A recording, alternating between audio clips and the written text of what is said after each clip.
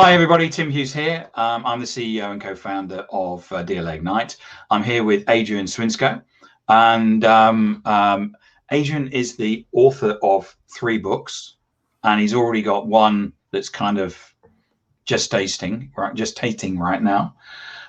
So we're going to talk about the punk approach to experience leadership, and we're going to talk about leadership in the current format. And how organizations can actually make sure that they're getting the leadership they need within the organization. But Adrian, before we get in that, can tell people where they can get hold of you. So first of all, thank you, Tim, for inviting me on the on your show. It's a real pleasure, a real honor. Where can people find me? Adrian Swinscoe, SWINSCOE.com, or just do the search. You'll find me. I think I'm pretty much the only person in the world that has that combination of names, Adrian and Swinscoe. There are other Swinscoes around. It's not a very common name, but you generally find me kind of quite quickly. And when you do, you'll find my email address. You'll find my phone number. I'm on my social accounts. I'm easy to find. And your latest book is called Punk CX, which is again there we go. Which is another thing that you could probably search for and find you on. Yeah, absolutely. Can I just search for that on kind of most major books, sort of like outlets, as it were, that or the other ones. I'm around. I kind of do a lot of this kind of stuff, kind of thinking out loud in many ways, and I also write a column on Forbes, and I have a podcast and all these different sort of things. I've been doing it for the last podcasting for the last kind of 10 years now. So it's like my R&D lab, my public R&D lab, sort of just go and have interesting conversations with people and explore the service and experience space. Why not? Exactly. So you said to me when we did the prep on this was that how do you build better organizations so that people get better experiences for employees and customers? So it's a kind of a boring statement. So how do people do that? Well, crumbs. It all depends. I mean, like my background originally is as an economist. I'm a trained economist, and therefore, anybody who knows anything about economists, where I think the Economist magazine kind of calls it the dismal science, and it sort of really is, because actually, if you ask an economist for their opinion on anything, the first thing they'll say, it depends. It depends on what we're talking about and who you're talking about. Things about size of the organization, what industry they're in, what they want to try and achieve, all of these different sort of things. The problem is with all this sort of service and experience sort of stuff is it feels like to me that everybody's looking for the answer. And it's like Angel starts singing, it's kind of random. But actually the problem is the reality rather, or all of this sort of stuff is if you want to achieve, you want to be different, you've got to figure out what you're going to do different that's going to make you different. And it means like a statement of the obvious, but the problem is that most people aren't doing that. Because one of the things you also said was that everybody says we want to be number one in our market, and therefore they do the same as everybody else. Yeah, I know, it's madness, right? It's like, we were talking before, and I said, look, I've been to events or workshops or meetings or whatever, and you go like, you're having a chat with everybody, you go like, okay, let me ask you a question. You go, so who wants to be number one in their field or to lead their market or whatever it might be? Like, hands up. And pretty much everybody's hands go up, right? You're like going, brilliant. There might be a few that haven't put their hands down, and then I go, you're either super shy, completely disinterested, or I don't know what's going on with you. You're just kind of along for the free drinks or something and the kind of the canapes. But that aside, then you ask them, everybody else, the broader group, a second question. And you go like, so given that you want to kind of lead your market, be number one, so like, how many of you are willing to do something that's truly different in order to help you kind of like stand out?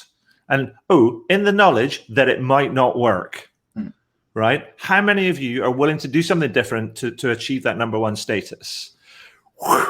Most of the hands come down. Most of the hands come down, apart from like 2 or 3, probably at the back, and they're going, me! And you're like, you're the deviants, you're the weirdos, you're the ones that are going to make it different. But here's the thing. then this is the kind of the irony in all of this sort of stuff, is that everybody else has put their hand down that wants to be number one, but not willing to do anything different. I've just waded into that in that definition of insanity, right? Doing the same thing kind of like over and over again and expecting different results. That's madness. It's complete madness. And so, and it's complete, and all of this sort of stuff is kind of nonsense. So when people kind of talk about wanting to be number one, but not wanting to do something differently, you're like going, well, you're not being honest. So why don't you just stop talking? Yep. And own up to it. And you go like going, because otherwise it's like, it's just utter crap. I don't know how much I can swear on this, so I'll kind of like, I'll dial it down until you can tell me I can dial it up. But you know, that's my kind of in my increasingly aging and slightly cantankerous nature, I take great pleasure in being that sort of prodder and just kind of almost, it's like you can say it's a statement of the obvious. Okay, it's a statement of the obvious, but if it's a statement of the obvious, but it's not happening, that it needs to we need to keep saying this stuff to try and prod people on to do better stuff. Because otherwise, if we don't, we're just going to continue to get average. And do you think that the pandemic has actually accelerated people's realization that they can't carry on doing the same thing? Yeah, no, absolutely. But I think it was a function of necessity that folks supposed to do that. I kind of, I remember speaking to a guy I know who is the CEO of a fast-growing SaaS company across in kind of California, and he's part of this CEO network sort of thing, other SaaS CEOs. And he said to me early on at in the pandemic, sort of like April time of last year, he said, I'm part of this network, and all these CEOs, we talk about all these different sort of things. We're like going, our customers, we're customers at the center of everything that we do, and all that sort of stuff. That was the general talk, right, prior to the pandemic. And then as the kind of pandemic hit, and everybody was like, what the, then the CEOs kind of got together, had a bit of a chat, and he heard from one of them, and one of them kind of said, that thing that we said? It's like, yeah, but now it really matters. Our customers are really important, and we really have to look after them. And so what we saw is this through necessity, this collapsing of the gap between rhetoric and activity. Yeah, and it was forced through necessity. Because customers were probably cancelling. Yeah, absolutely. Whereas before they just keep paying the money. So that, we like customers because all of a sudden the money stops coming, and you go, we're going to have to let people off. It was a survival thing, right? For many of these firms. And so I think that was kind of fascinating. Now, the challenge is, we've seen all that sort of change. The challenge is as things start to change, because we've got this social piece of elastic, right? Yeah. So where we were, and we've been stretched out over here. Yeah. Now, as things kind of release, the question is going to be, if we let go of that, are we going snap back to here, which a lot of companies want to do? Yeah, exactly. Or are we going to are we going to go? We've overextended the elastic, and therefore it's never going to permanently snap back, and we've got to settle somewhere in the middle. That's the big question right now. Where are we going to settle? Yeah. And I think that'll be relative for every firm. Every firm's going to have to make their own choices, and I think that's the big uncertainty, is like, where are we going to settle and how are we going to respond to that? And so there's a lot of unknowns and a lot of uncertainty still. But the challenge within all of that is, how many of these lessons that we've learned from the pandemic and the successes that we've had are we going to carry forward into the future? Like that, getting closer to customers, making them really dialing in on service and experience. That's been the real winner in all of this. Not that everybody's got it right, not at all. Yeah. But they've had to kind of like lean into it, right? Yeah. And get stuck into it. So do you think there's any emerging imperatives coming out of the pandemic? I think there's, so I, early on, well, kind of reasonably early on, I was starting to think about this. This is the joy of part of what I do is I get to sit and watch sometimes. As I advise a whole bunch of people on some of their programs, and I get to think and write about some of this sort of stuff. But I also get to watch, and it's a sort of a thing that I really enjoy sort of doing. It's something I've done throughout my work journey in different sort of guises, that trying to spot the patterns. And the things I think about the imperatives are, obviously there's an experience imperative that we've seen that's becoming increasingly important. And I looked this word up, and this is probably my favorite word of the moment right now.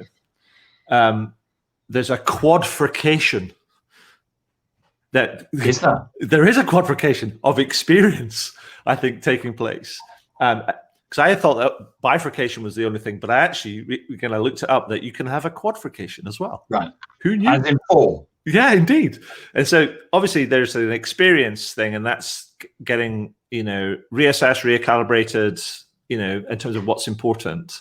All the bells and whistles are starting to disappear, and people are starting to really zone in or give people what they want when they want it. That's the thing, and make it quick, easy, cost, efficient, all that sort of good stuff. And that's the foundation on which you build sort of trust, and then you can build other things.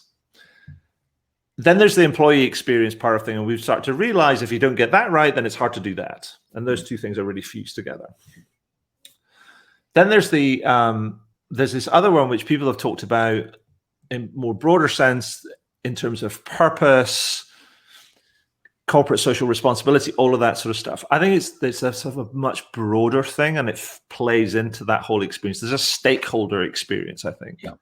And I think that customer and employee and community and society in general and all of its concerns play into all of that. Yeah. Because people have looked towards organizations to do the right things for the right reasons, and and operate in the right way. And I think that we've seen that with over the last 12 months with Black Lives Matter. Yeah, of course, and a whole bunch of social issues where CEOs have actually taken a stance on those things. And it's not just the usual Richard Bransons. We've had Bernard Looney from BP, Julie Sweet, I think it is, from Accenture, people like that, which are kind of traditional, boring, conservative organizations, have suddenly blossomed to actually talk about things that are going on in society. And it's taking on those, and it's actually the challenge is then is to take on those difficult conversations, because they're not easy to have, and to keep going on. The test will be, how long do you keep this at the front of your agenda? Yes, because it's your elastic, which is that we've stretched it out, and does it go back? Exactly. And so therefore the question then would be is like, are you going to make it matter when nobody else is talking about it? Because if it does to you, then that it matters to you. Yeah. And that's when you lead. Yeah. And then because that's about what you believe and what you believe is being important. And so there's that stakeholder sort of thing. And then the fourth one is something that I just noticed, and was this idea that for many people, many firms, at the onset of the pandemic, there was this massive, we went into a big sort of lockdown, safety, risk, all these anxiety, fear, all these different things. And for from those firms that could, there was a big move to remote working. Yeah. The interesting thing about that, when you reflect on it in terms of people, now many people that were enabled to work remotely really benefited from that flexibility and the care that they were given and the focus that they were given by their organizations. And leaders, whether they're a supervisory, team management, or exec, middle management or exec level, were organizations called on them to look after the people. Yes. That was one, and then look after your customers, right? Look after your people.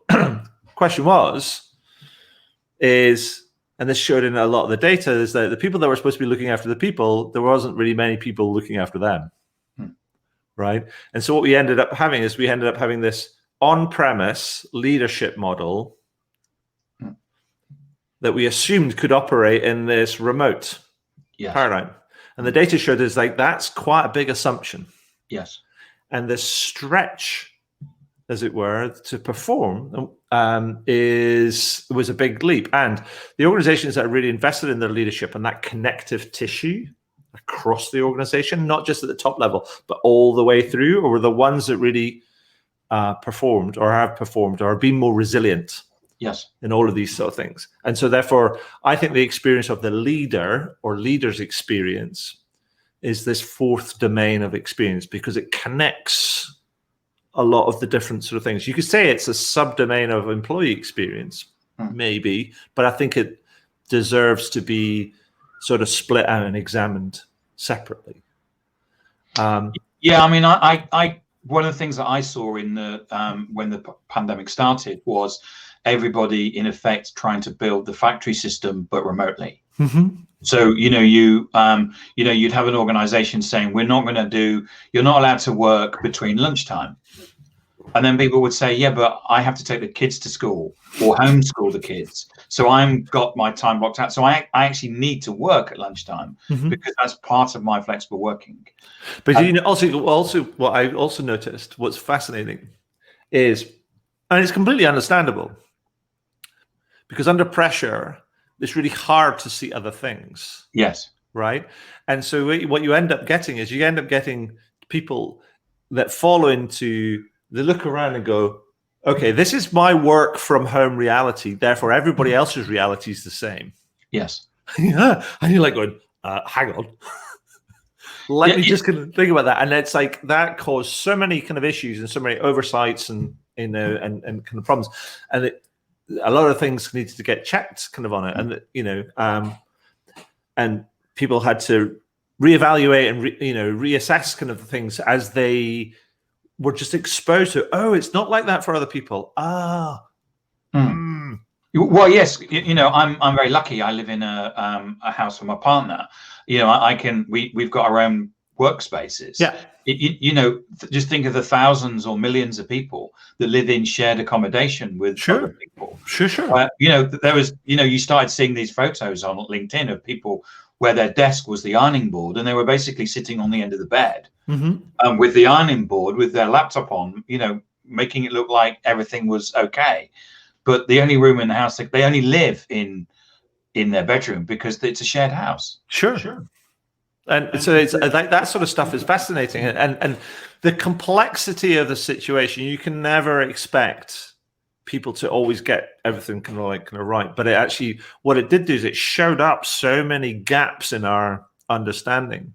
That sort of whole, how connected are we? How empathetic kind of are we in terms of understanding other people's situations, not just customers but employees. So there's like that. The experience became this big sort of domain, and I think there was other ones that are linked to that. There was another ones around learning. I mean, people talking about being agile and adaptable, and I was a bit like, adaptable, yes, but agile is such a reductive term these days. I mean, people are like, we need to be more agile, and therefore everybody quickly gets into process, right? The reality of that rather is you can be great at running an agile process, but still be dumb as hell. Yeah. Right. And so the key thing is you go back to Peter Senge back in the kind of the 80s and 90s, who's talking about the learning organization. That's the key, right? It's about he who tries the most stuff and then learns the most stuff, to paraphrase and extend Tom Peters, is the one that's going to win. So there's a learning kind of bit, and that's all that thing. The organizations that have really, really learnt stuff have really kind of adopted this process of almost experimenting. I mean, experimenting in the true sense, like a science sense, where you create a hypothesis and then you run a bunch of tests. You figure out what you learn and then you rerun it, right?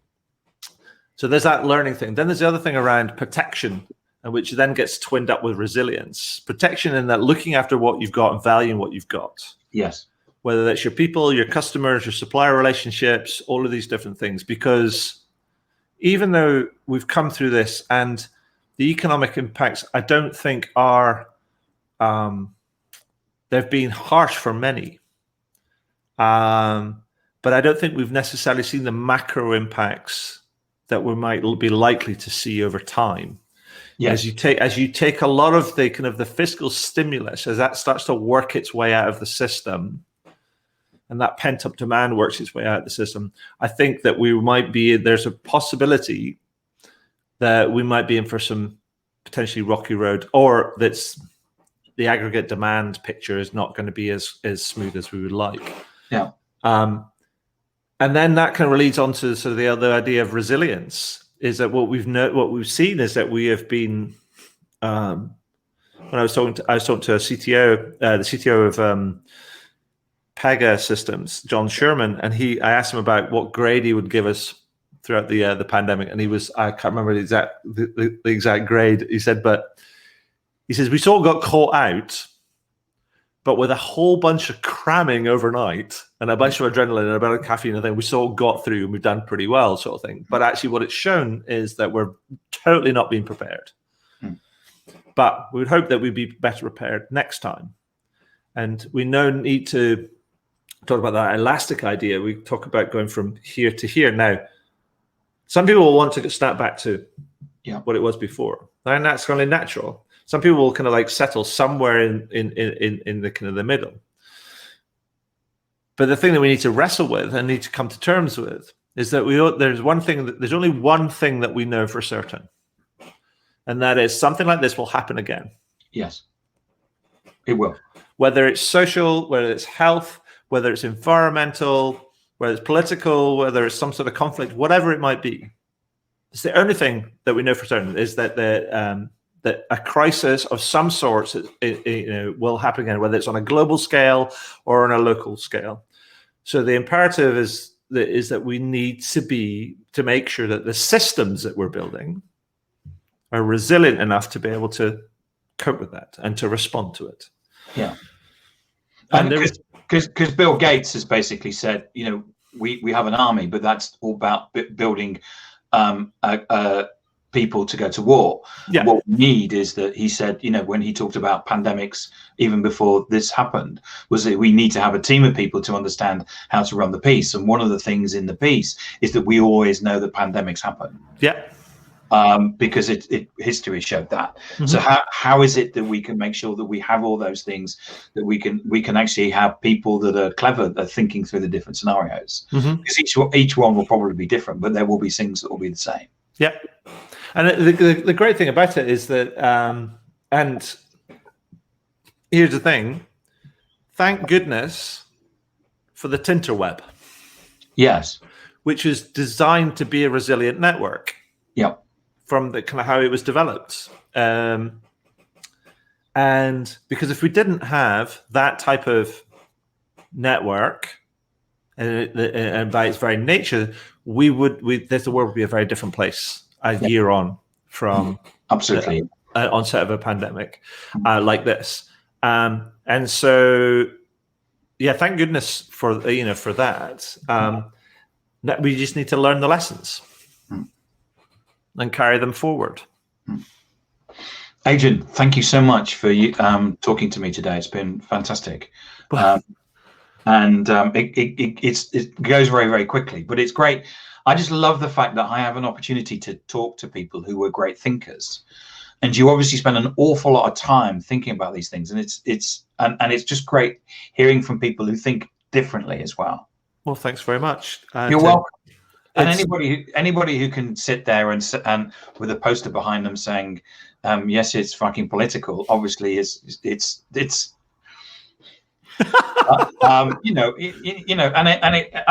a fantastic. It's a great. Saying it's a great honor is an overused term, but I sit here thinking, I got up thinking, oh, I'm interviewing Adrian, and it wasn't like wow, and then I'm sitting here thinking having the chance to talk to people who think differently, this is something very, very special. Oh, you're going to make me cry now, man. It is. I'm looking at you clearly look at and I'm looking at my notes, and you clearly see things very, very differently.